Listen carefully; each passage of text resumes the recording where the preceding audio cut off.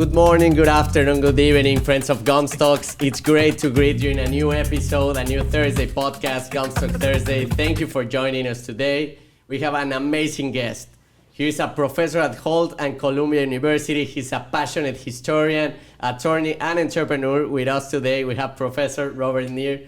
Professor, thank you for coming with us today. You were one of the first persons that kicked off my journey here in Boston, being one of my first professors. It's a real honor to have you with us with these evenings. How are you? I'm great. It's wonderful to be here. As you had mentioned, I'm a professor here at Hult, and also I teach a summer class at Columbia University about the global history of the U.S. military. So it's wonderful to be here.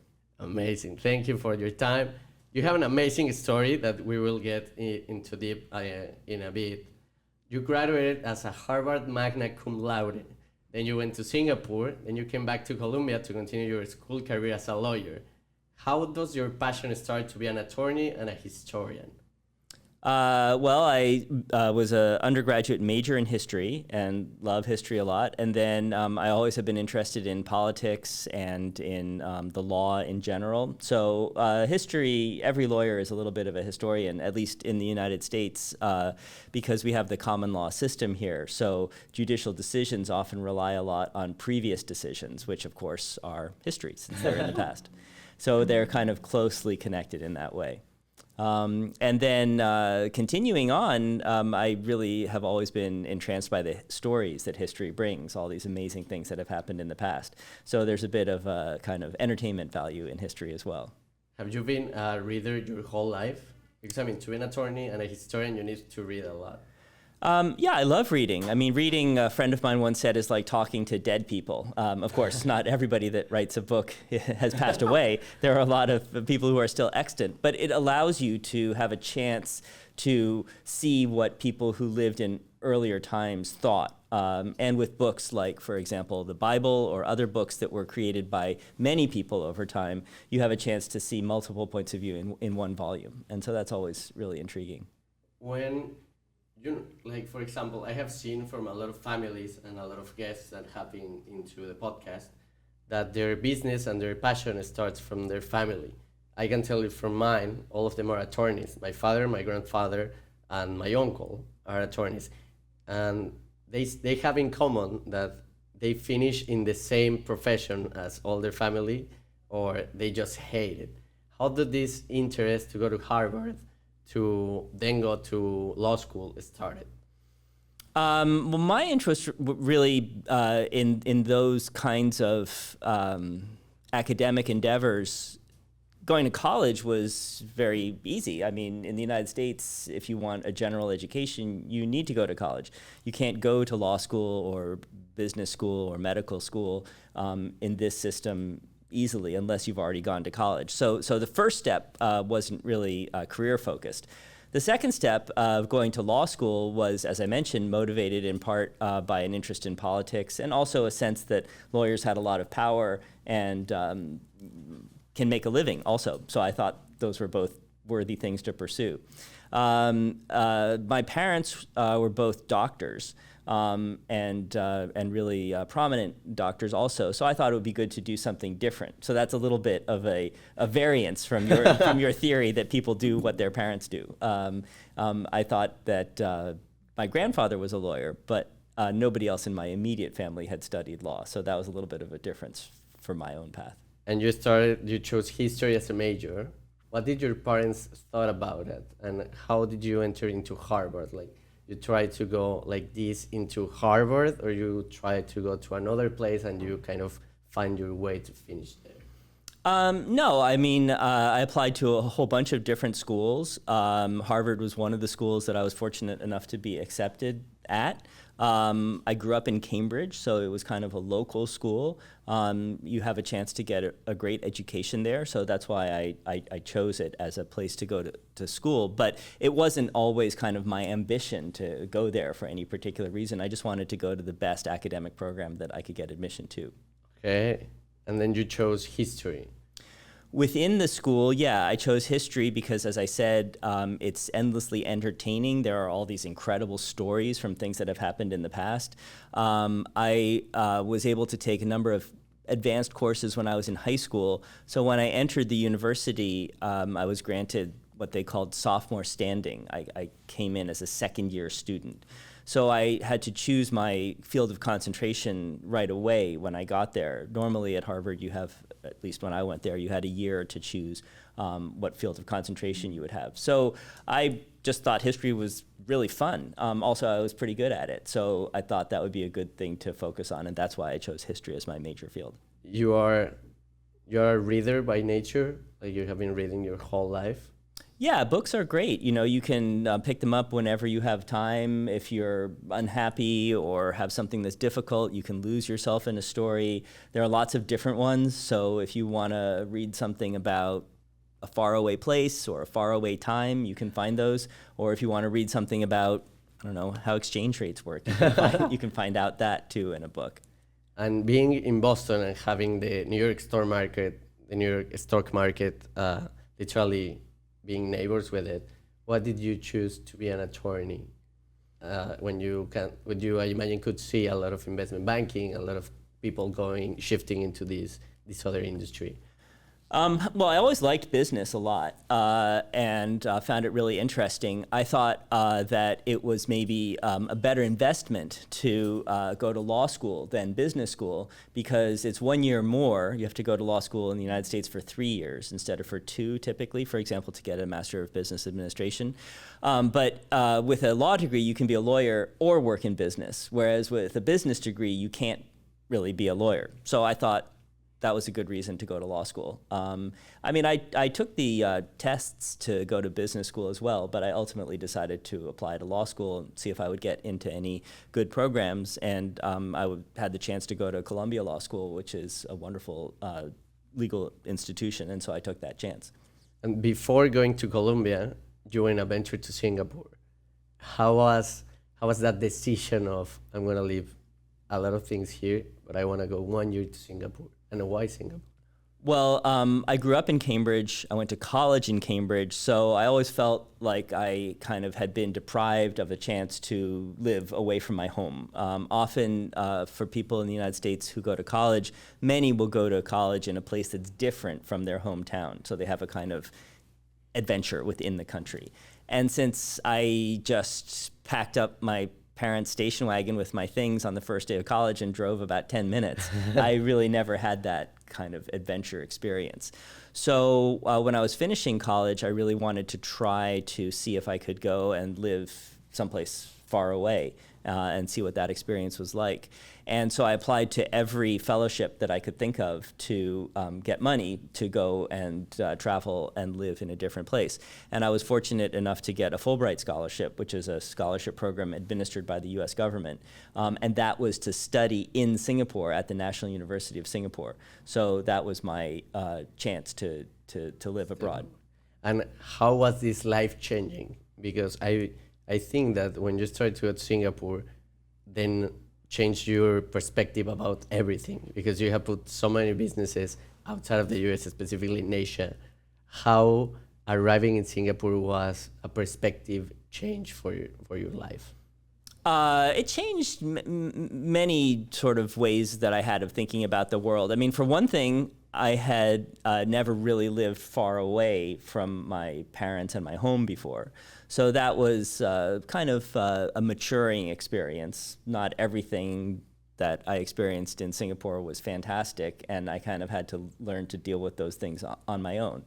Another element of being away was that I didn't really have any friends there at first, so I had to make a lot of new acquaintances, whereas here in Cambridge, I had my friends from elementary school, my friends from high school, my friends from college, my family friends. There were a lot of different people around me.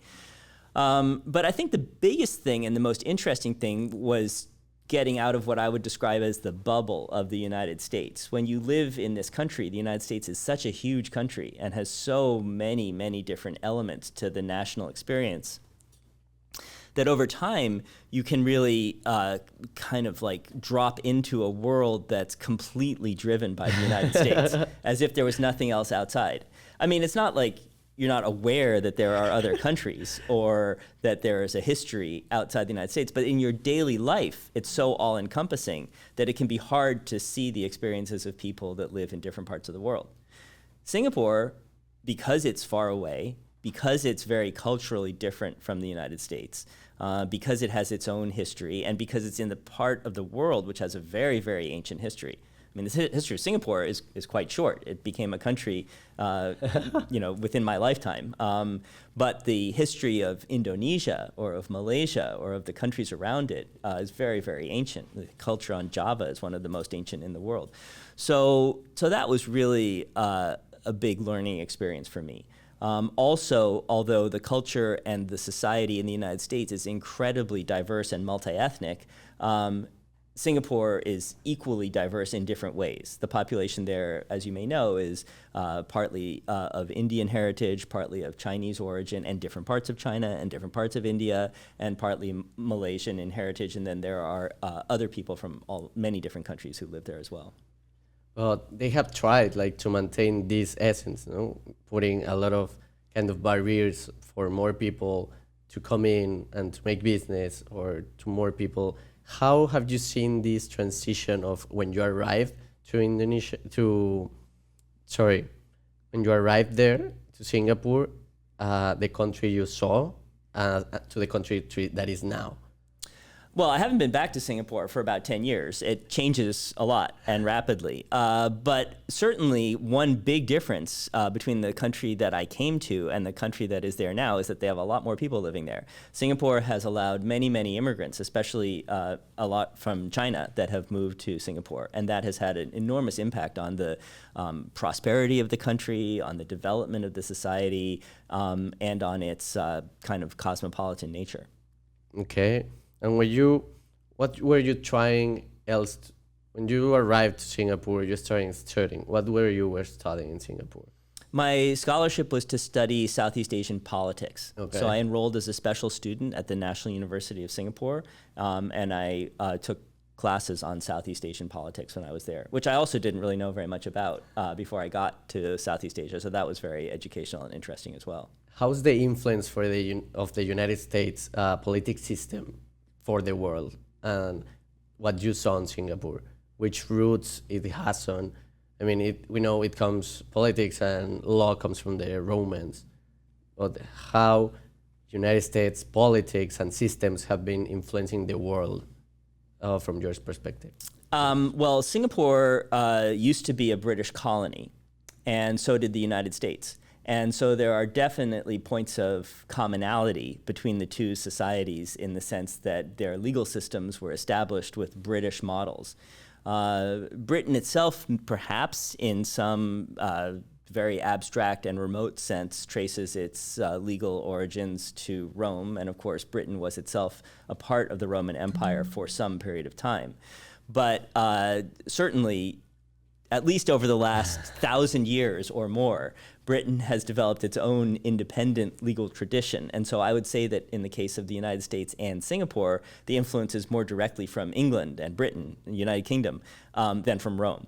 But as you may know, the government in Singapore finds some elements of U.S. culture not so attractive. Lee Kuan Yew, who was the first prime minister of Singapore, very specifically wanted to distinguish the culture and the society in Singapore from elements of U.S. culture and Western culture more generally, as he would phrase it.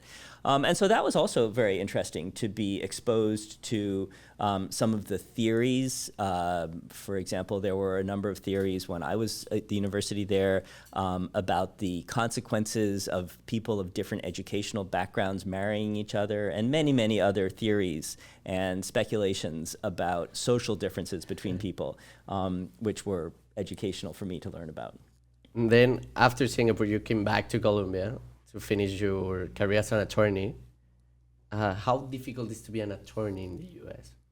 Well, I spent a year after Singapore working for Lazard Asia, an investment bank, which was owned partly by the part of Lazard, which is based in England, partly by the part owned in France, and partly by the part based in the United States.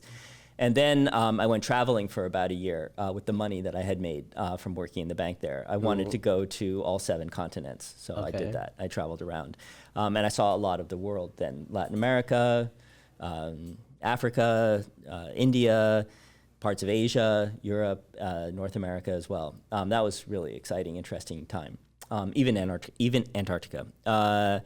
And then after that, I went from a whitewater rafting trip in Zambia straight to law school at Columbia. Hey. So that was my kind of transition from that year to the law school.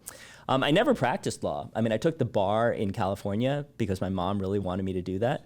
So I'm an inactive member of the state bar in California right now. Okay. But I never actually wound up practicing law. Instead, I went into business and then now teach business too. That's nice. Which one was your favorite continent? North America, of course. That's That's my America. home. Yeah, I think it's the most beautiful continent. But every continent has its charms. I mean, it's really kind of hard to say whether the falls at Iguazu are better than the Grand Canyon or than the Matterhorn or than the plains of the Serengeti or the beaches of Zanzibar. Or you can go on a long way about wonderful places that there are around the world.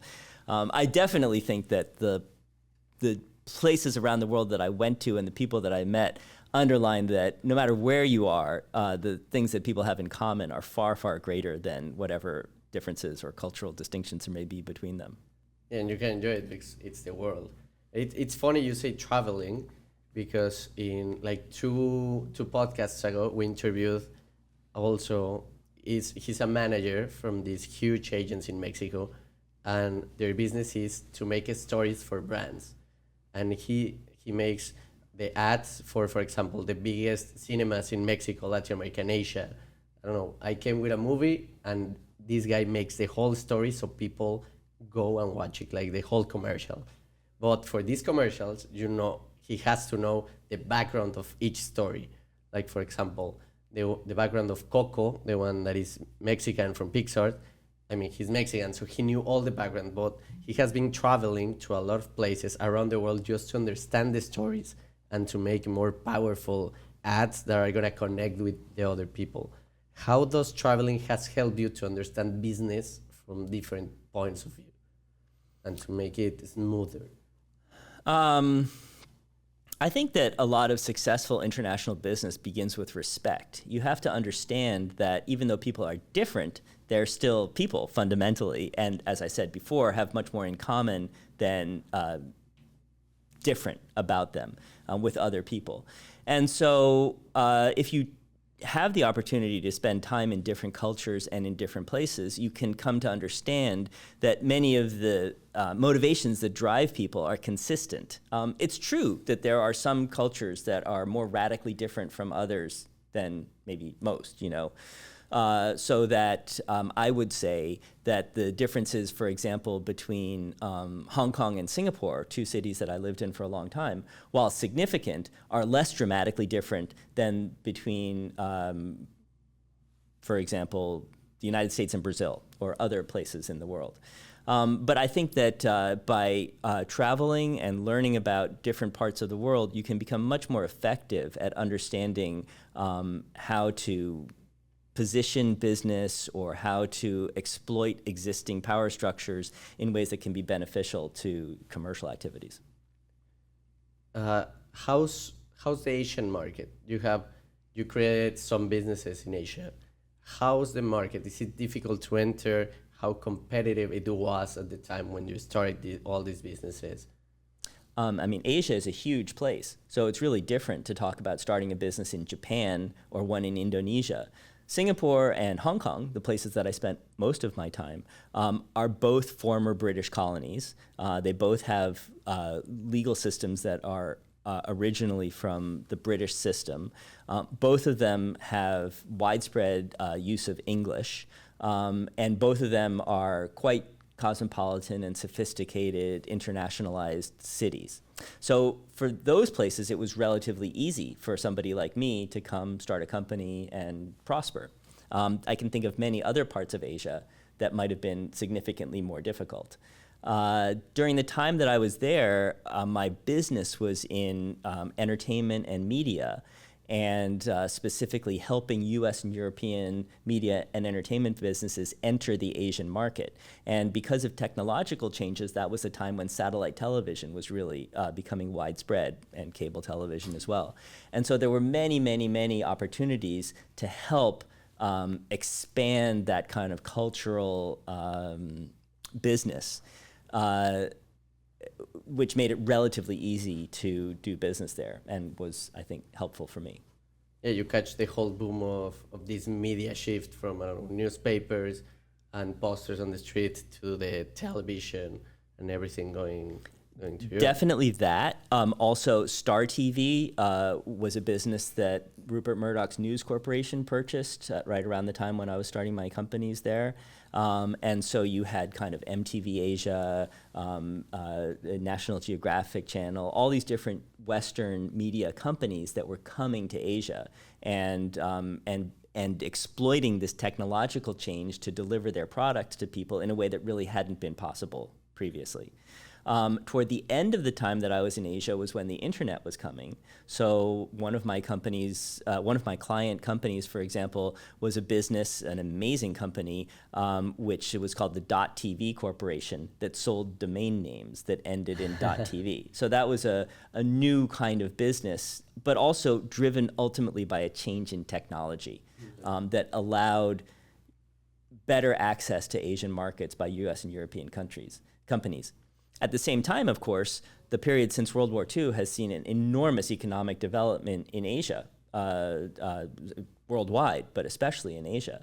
So the rise of what people for a while called the tiger economies, or the economies along the Pacific Rim, and more recently the development and expansion of the Chinese economy, have created tremendous business opportunities for all kinds of different commercial activities in Pacific Asia.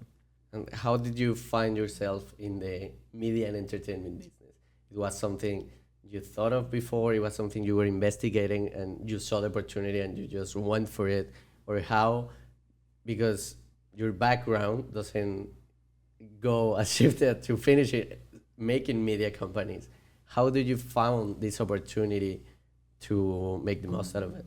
I think first it was just looking for adventure. My boss from Lazard, the bank, offered me a job with a new private equity company that he was establishing in Hong Kong when I was finishing law school. So instead of going to work for a law firm, which a lot of my colleagues at law school did, I decided to go and work for him in Hong Kong. And I had only been there for a few weeks when he asked me to go to London to help with some setup problems that he was having with a company that he had established there. And that company made investments in West End and Broadway theater shows and made television versions of those theater shows for a Japanese satellite network called Wow Wow. It's sort of like the HBO of Japan. Okay. And the idea was that people in Japan, who, as you may know, are in many cases very fond of West End and Broadway shows, would subscribe to the television channel because they would have the opportunity to see the shows, on TV, rather than physically going to London or to New York. And so I ultimately wound up running that company in London and stayed there for a little bit over a year, going back and forth into the United States and other places. And so that was really fun. I mean, I went to lots of West End and Broadway shows. Any show I wanted to go to, invested some money. My proudest investment was some money that we invested in a production by Cameron Mackintosh, the same company that produced Miss Saigon and Cats and Les Mis, which was a musical version of the American novel Moby Dick. And that was great. It wasn't a big commercial success. In fact, it didn't make any money at all, but I really liked that show. And I also really liked working with the people that were running that company. They were great. And so it was just a very exciting and fun time. Also, I really enjoy the world of theater and of producers, and you meet a lot of interesting people in that world. Especially in London, it's a very old kind of business because it's been around for a long time, since the time of Shakespeare, or at least. Yeah, a long time. And so, as we've discussed, I like history, I like old things, and it's fun to be in that milieu. So as a result of that unexpected opportunity, I decided I had never considered really working in entertainment. It's just very alien, like movies. I don't know, it's just a very, like, you see it on TV, but there was never really any thought for myself that I could be in that world. But then by working for the company in London, I realized that you can, and that it's actually a business. Entertainment is a business, much like others. Entertainment companies produce very unique, bespoke things. I mean, even in a series like, CSI or some kind of series, each one is different. Each one is a unique show, and no two shows can be the same. Even two Taylor Swift concerts, they're not the same, product. So I quite like that element of it, and I just found it really, really fun, and I really enjoyed the people that I met, and I liked the products that we made. I liked some of them better than others, but in general, movies, TV shows, entertainment product, I think they're satisfying things to be involved with the creation of. So then I decided I went to Los Angeles. A friend of mine asked me to run his political campaign. He was running for district attorney of Los Angeles County. You were already back. So I was living in London, working there for this Hong Kong company, managing their business in London, and we had some investments in New York as well. And then I left that company and instead, hired new people and got it set up, but then moved to Los Angeles to run this political campaign there. So I was the campaign manager for this high-ranking official in the Los Angeles County DA's office who had decided that he wanted to try to run for the top position. His name is Gil Garcetti, and he won the campaign that I managed for him. We won. We defeated the incumbent, which was a tremendous victory and very exciting, and he became the DA and served for quite a while in Los Angeles as the district attorney there. But rather than stay and work for the DA's office, actually, when I finished law school, the Los Angeles County DA had offered me a job, but I had turned that down along with some other jobs at private law firms to go and live in Hong Kong. And so I still decided I didn't want to work for the DA's office. And instead I started a company because I had learned from my experience in London that it's really fun to have a small company. A small company, you know everybody that you're working with. It's not a family, but it's a little bit like kind of a group of people that you're familiar with. And I had worked for a summer in Hong Kong for Citibank, and I had mentioned I had worked for Lazard, this bank in Hong Kong as well. And those were pretty big companies. Even though the office of Lazard that I was working at in Hong Kong was small, it was part of a larger institution. Yeah, so I just really like small companies rather than really big companies as a way to kind of spend your time. And so I started another company in Los Angeles in the entertainment business, and it was a TV distribution company. You were a part of something, or you were starting? No, I just started it. I chose a name, Tempest. I named it after my favorite play by William Shakespeare. Tempest Entertainment. Yeah, I rented a room from a guy that I met on the political campaigin. I went to, I think it was Best Buy. I don't know. I went to someplace, Staples. I think I bought a fax machine at Staples, put it under, I bought a folding table, put it in my bedroom. My dog would go under the folding table. The fax machine went under the folding table. My futon was on the floor next to the folding table, and just started going around to TV companies and movie companies and asking them if they had any rights that they hadn't sold in Asia. Because, as you may know, TV programs and movies are sort of sold like meat, basically. I mean, some fancy ones are sold specially, but most of them are sold kind of by the type. So it'll be like, at least at that time, the hierarchy was that movies were the most valuable, and they might be expensive, like thousands of dollars for an hour. So if your movie was an hour and a half, and you wanted to sell it in country X, it would be sold for this value. Show it in a movie theater, $2,000. Show it in a... For copies or just for one piece?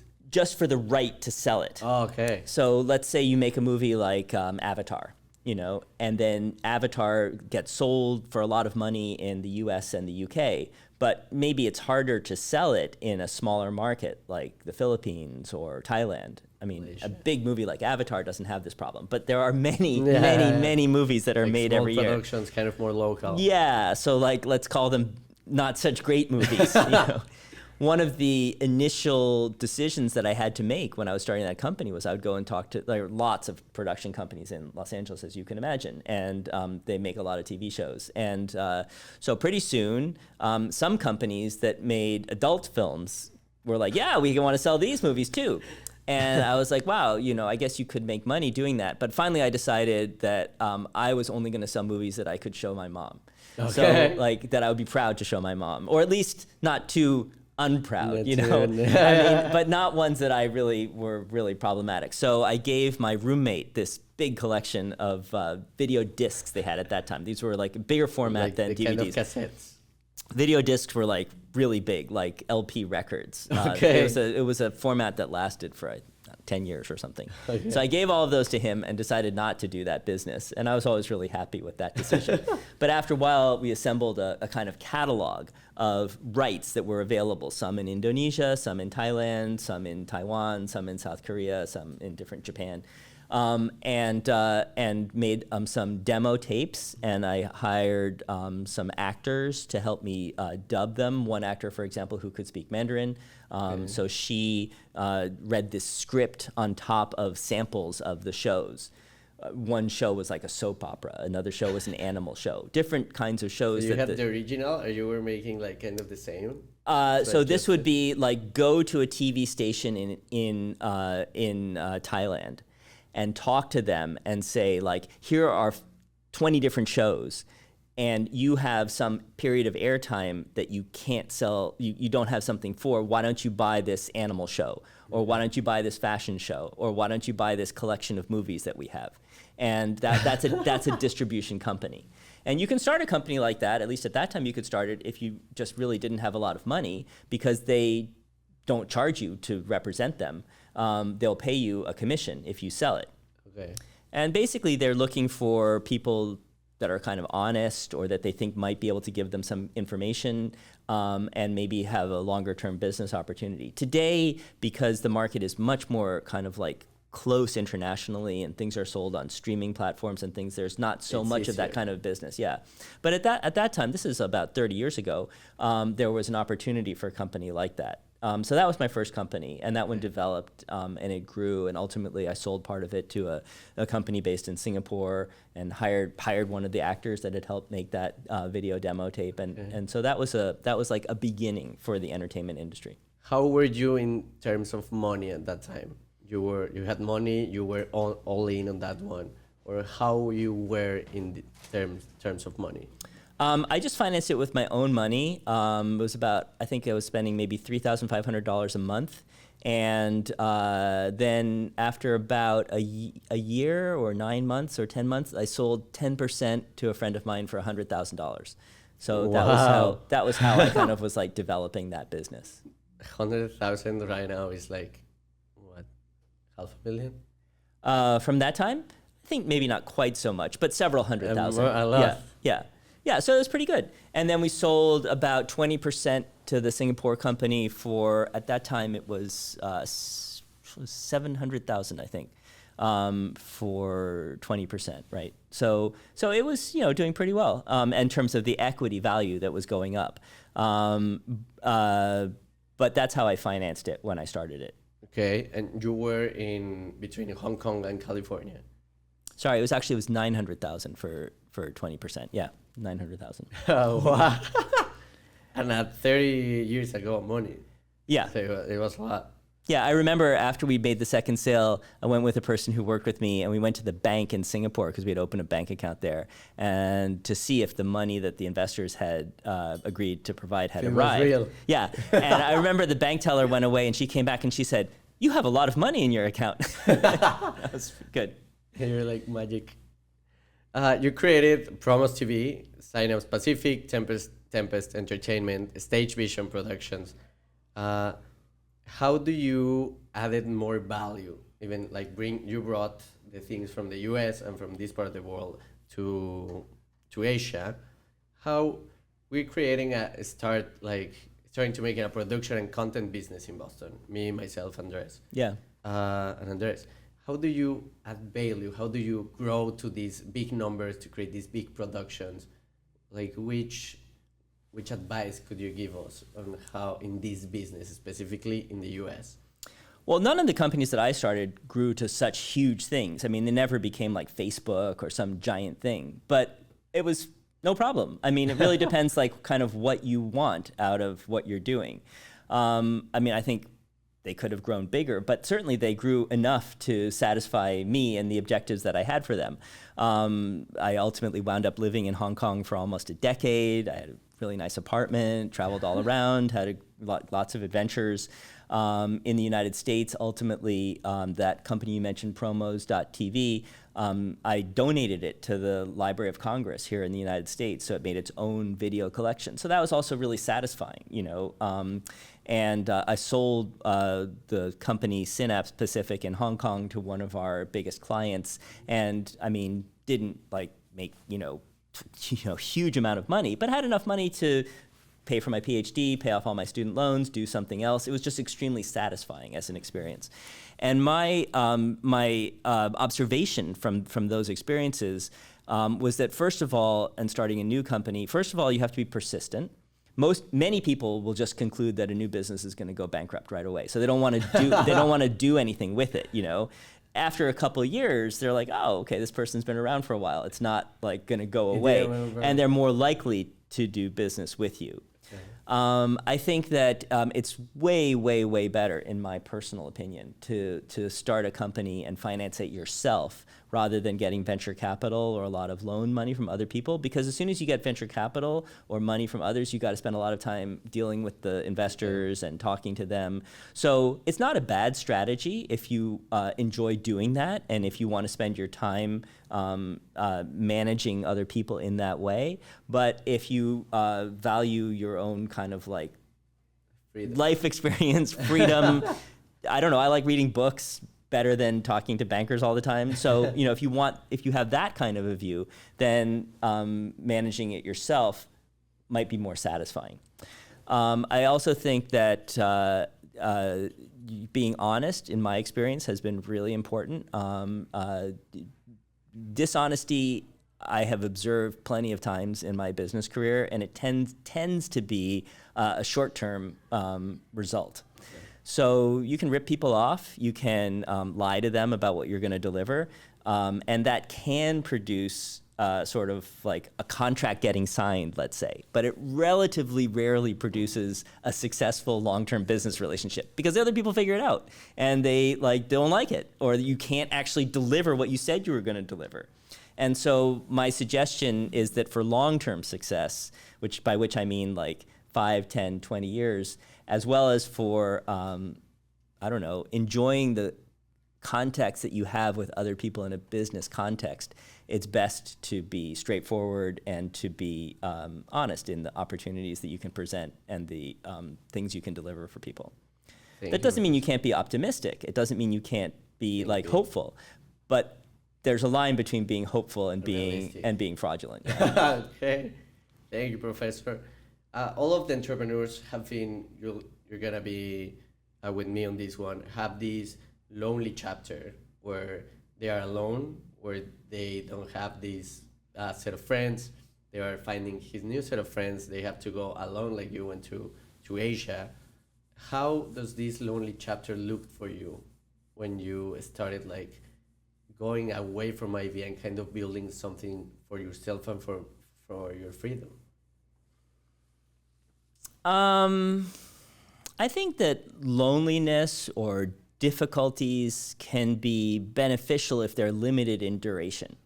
So I've traveled a lot in different places by myself, and I can definitely say there's one of my favorite passages in the Bible that says two are better than one. So in my personal experience, that's definitely true. It's better to have a friend to go traveling around with to places than if you're by yourself. On the other hand, I suppose if you're always happy and always have lots of friends around you, then maybe you might not appreciate them quite so much. I mean, I really appreciate the people around me and the companions that I have, but perhaps that's partly as a result of having spent time without them. And so I would say that that managing those kinds of periods and seeking to limit their duration is constructive. I wouldn't go and seek them out on their own, though. Okay. And which one has been one of the lowest points of your career? Like one of the points where you were going to give up, but at the same time you didn't, and why you didn't give up in your dream or in something that you were gonna achieve to have the freedom you told us before. Right? Well, after that first company that I was mentioning, Tempest, grew a lot and got a lot of investors and things like that. Then we had a big business deal fall apart. There was some fighting among the employees over shares of the company. And ultimately, the main investor pulled out. And so the company just like blew completely apart. So it became very successful and then not successful at all in a period of about 2 years. After that, I had no money. I was living in Hong Kong. My roommate paid my rent for a while. I knew what time the bar across the street opened. And I guess you could say, certainly financially, that was the lowest period. At one point, I didn't even have enough money to pay for the subway. I had to go to a business meeting. I remember I walked into the subway and I was like, ooh, I don't have any money. Should I jump the turnstile? And then I thought, no, that's really a bad idea. I don't think that's a good idea, especially not, I mean, Hong Kong is pretty organized. Yeah, so I got in a taxi, had the taxi take me to the movie studio in Hong Kong, the movie kind of place that I was going to. The great thing about taxis is that you don't have to pay them until you get out. It's like, unlike Uber, which won't let you in unless you have a good credit card, right? So I was actually friends with the security guard at that building, and so I got out. I was like, oh, I forgot my wallet, and I borrowed money from him to pay the taxi. And then went in, had a good meeting, got a contract, came back out, went home, borrowed some money from my roommate, I think, or maybe I got some money from the deal. I can't remember. Anyway, paid back the security guard guy the next day, and kept making money ever since then, all the way to the present. So I suppose that's like a little bit of a bad moment, one might say, but it was really only bad financially. I mean, I have to say, like, having experienced having money and not having money, I really think that the American actress Mae West was right. She said, I've been rich and I've been poor, and believe me, rich is better. So I think that's true. But personally, I felt like pretty much the same when I didn't have any money or when I did. I read Moby Dick, and that was very helpful to me. I recommend that book for anybody who's going through a difficult period. And I have seen you for 4 years at school.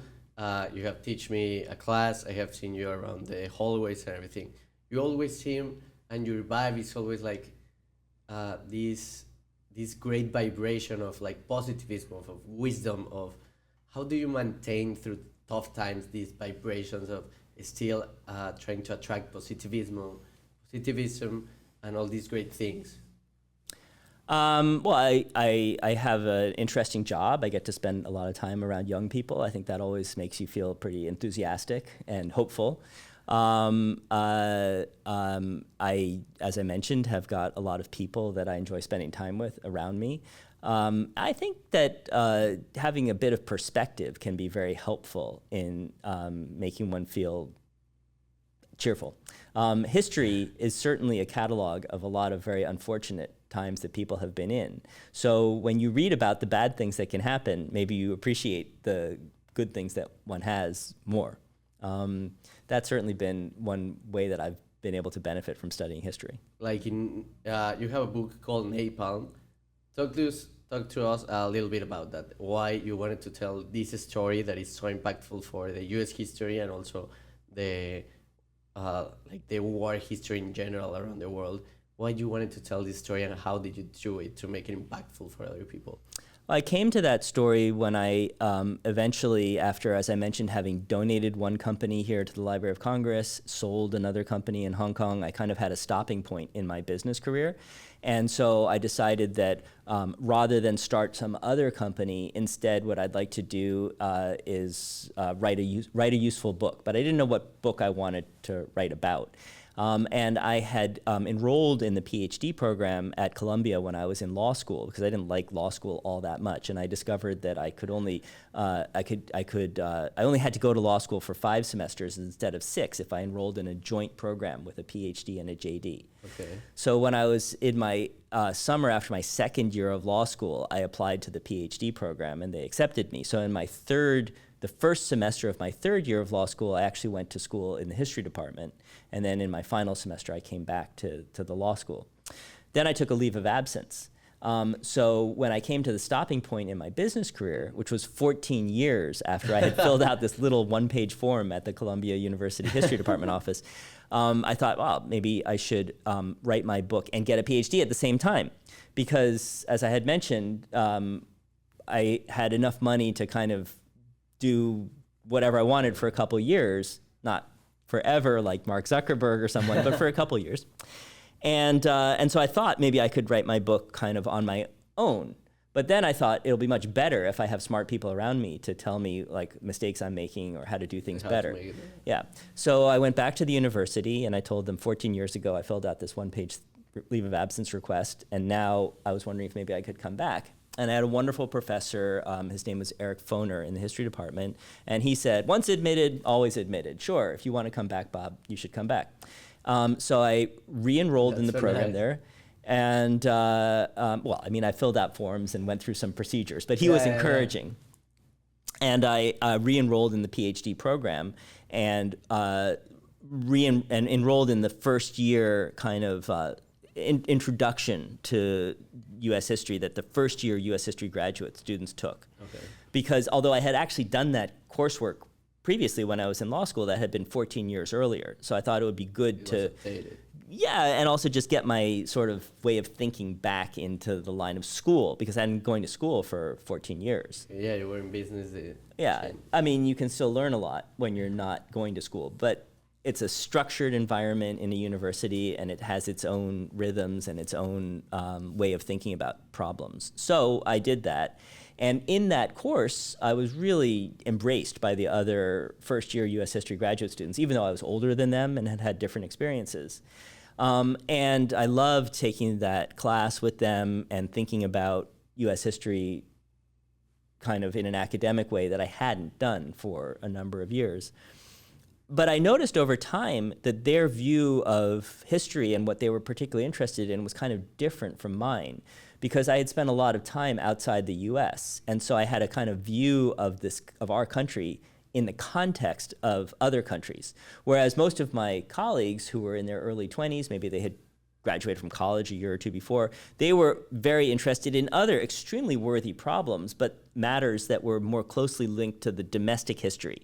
Okay. So maybe they would be interested in like the civil rights movement in the United States, or maybe they would be interested in the development of utilities in cities in the United States, like electrical utilities or other kind of business questions. Really interesting subjects. But I really wanted to talk about the US in the world, kind of, because I had spent so much time outside. And I also had seen a lot of the impact of the U.S. military. For example, in Hong Kong, at least at that time when it was still a British colony, the U.S. fleet would come sometimes. So there'd be hundreds or thousands of U.S. military people wandering around in the city, and sometimes I would talk to them and have drinks with them and stuff. And it was an interesting experience to have that kind of an interaction.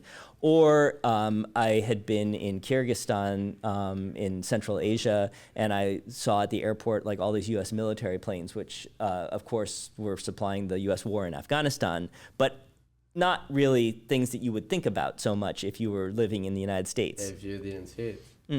So I realized that my kind of interest and my experience was quite different than my peers in that seminar. So I started thinking about how to maybe bridge the gap that I could perceive between the way that people inside the United States often thought about this country as a kind of like, beautiful, just, new, sort of helpful country that had been dragged on a few instances into wars, but like very unfortunate, and at least we had been on the right side and we had sort of resolved them as quickly as possible, with the way that many people I had learned outside of the United States perceived this country as kind of like dangerous, aggressive, brutal, cruel, and ignorant based in many ways. And so I thought perhaps I could be useful at trying to bridge that gap, a little bit like the company that I had been in the cultural mediation space between Asian cultures that were consuming these shows and things and the producers of a lot of that material in the US and Europe. So then I was thinking a kind of like how to access that story. And I had some hero books. I really liked a book called Salt, which is about like the story of salt, and one called Cod, which is the story of the fish cod and the impact that it has. And I do think that technology has a really powerful driving force on the world that we're living in. The people are not so different, but the world around them, the computers, the telephones, the airplanes. The tools. Yeah. Another book that I really liked, still love, is called The Social History of the Machine Gun. It's like the kind of biography of the machine gun. Yeah, sure. So I talked to my advisor and I said, I kind of think I want to try to tell the story of the United States and its role in the world. And I also really like these biographies of things. And he was great, a wonderful professor named Herb Sloan, who was a professor at Barnard, a U.S. history professor at Barnard. He said, that's great. You should just find the weapon and find the period. So the time period. So I went for a run in Central Park with my dog, and I was like, what weapon, what period, you know? And I spent a lot of time in the entertainment business, so I naturally started to think about what's the most dramatic weapon that I know, what can really get people's attention.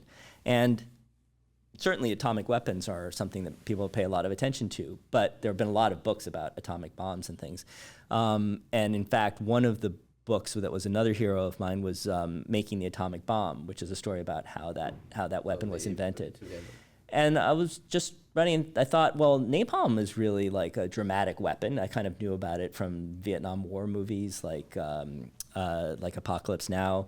I wonder what there is for the history of napalm. So when I got back, I looked online, and only history information that I could find about napalm was 2 paragraphs on Wikipedia, which, I mean, Wikipedia is great. I'm a big supporter of Wikipedia. But that's super early, Wikipedia. It was like, I mean, it was out, you know, it wasn't like nobody knew about Wikipedia. But yeah, sure, this was about 15 or 16 years ago. So definitely I was just amazed that that was the only information. And I started looking more, and I discovered that there wasn't any book or even any like scholarly article about the history of this weapon. So I thought, maybe that's a pretty good topic, because your dissertation is supposed to be about something that's sort of original and new, yeah. And so I went to talk to my wonderful professors at Columbia and asked them what they knew about the history of napalm. And 3 out of the 4 of them didn't know when it was invented or where it came from. One of them did, but even he didn't know that much about it. So then I was like, wow, okay, if these 4 people who know way more about US history than I do and are all professors, they don't know where this weapon came from, except for one who only knows part of the story, then maybe that would be pretty good. Yeah, so that was how I found the topic. And then the more I researched it, I learned more about it, it became kind of even, I don't know, better or more emotionally relevant, because it turned out that napalm was invented right here in Cambridge, this beautiful city that we know and love, and it's my hometown. And so the story, and it was also invented at Harvard, the university that I went to. So it was more and more close, kind of. And so that was it was clear that you had to extra bit of incentive to tell the story. Nice, Professor. We have to start closing it, unfortunately. I have 3 questions left, and quickly. What is the best investment you have made in your whole life? Oh, definitely getting married to my wife, for your sure. Wife. Oh, for sure, yeah. I mean, just a question. Didn't even cost me any money to ask the question. And she said yes, and for sure, that's the biggest payoff. Nice. It's a beautiful answer, Professor. Everybody works for something, for someone, or for a goal. Who do you work for? I think I really work for my students and the people that I come into contact with. It's kind of a scary, big place, the world, and it's good if people who have been out there a little bit that are older can give you some advice. So it's very, very satisfying to feel like you're being helpful to people by at least trying to teach them about some of the things that you have observed. And also, of course, because of this magical technology that we have now, email, it's easy to stay in touch with your former students. I get emails all the time from different people that I've had the pleasure of spending time in the classroom with. And so that's also a very satisfying element of the kind of work that I've been doing. Thank you, Professor. And it was great because you were the ones, like the first models I saw when I arrived to Hult. You were one of my first professors, and I was like, oh, this is super interesting. And you showed me actually Boston. Like every field trip with you was for me and all the freshmen that were in that class, trying to know the city and what is like Bunker Hill. If you didn't show me Bunker Hill, I wouldn't be able to show my parents right now. They came into graduation and all the trails, not only Bunker Hill, also some ice cream shops. Like to get familiar with the city, it was a job you made that it was super thankful in. I'm super thankful in my life to have you as a professor. And to close, we have a last question from one of your former classmates, students, sorry, is what's your take on the US and against China being the #1 superpower of the world? I think that's just a total tragedy. I mean, China and the United States should work together with each other to address the common problems that we all have. I mean, the Chinese people are amazing. Their creative abilities, their historical record, I mean, the extraordinary culture and history. And the United States is also amazing and has done extraordinary things. Both societies have deeply regrettable elements of their past that they have in many cases like superseded and risen above and beyond. So as I said at the beginning, the differences between people are far smaller than the things that unite and connect them. And it would be a great tragedy if the United States and China are not able to work together constructively going forward, because we'll all lose as a result. Yeah. Professor, we're going to pass on to our next question. Thank you for all the answers, all the wisdom, all the story you have told us today. This dynamic is a dynamic everyone you in Gomztalkz know. We have this envelope that Andres just gave to me. This was written in New York 2 weeks ago when we made our trip to the Le Alfred shop. And is a question from Brandon Snower, is the Le Alfred brand founder from New York, that is sending to you. You have the question, if you can read it to the camera and then answer it, Professor. Okay. As an entrepreneur, what is your best skill or talent that is natural, and what is the skill or talent that you're trying to improve? So I would say that my best skill that I have naturally is a kind of interest in other people and a desire to get to know them, to help them, to figure out ways that we can collaborate. I think that the skill that I'm still working on is the ability to develop a strong story that really catches the ambition and imagination of people around me, and that you can then actually make real through business, which is always one of the most satisfying parts of doing business. Thank you for all the wisdom, Professor. It was an amazing response. Now you're going to make yourself your question for our next guest. It was a true pleasure for having you here. Anything you want to say to the camera before we close? Thanks so much for your time. Please support my wonderful former students podcast. And it's a pleasure to have gotten to see everybody through this magical digital world that we now live in. Thank you, Professor. Thank you, guys. Thank you for joining us one more week at Gomztalkz. We will put every link of Professor Bob Neer here in the description. We're going to put his book. It's an amazing story of how Napalm was created, developed, and everything it was made for the world. And thank you. Get inspired and inspire others. Thanks so much.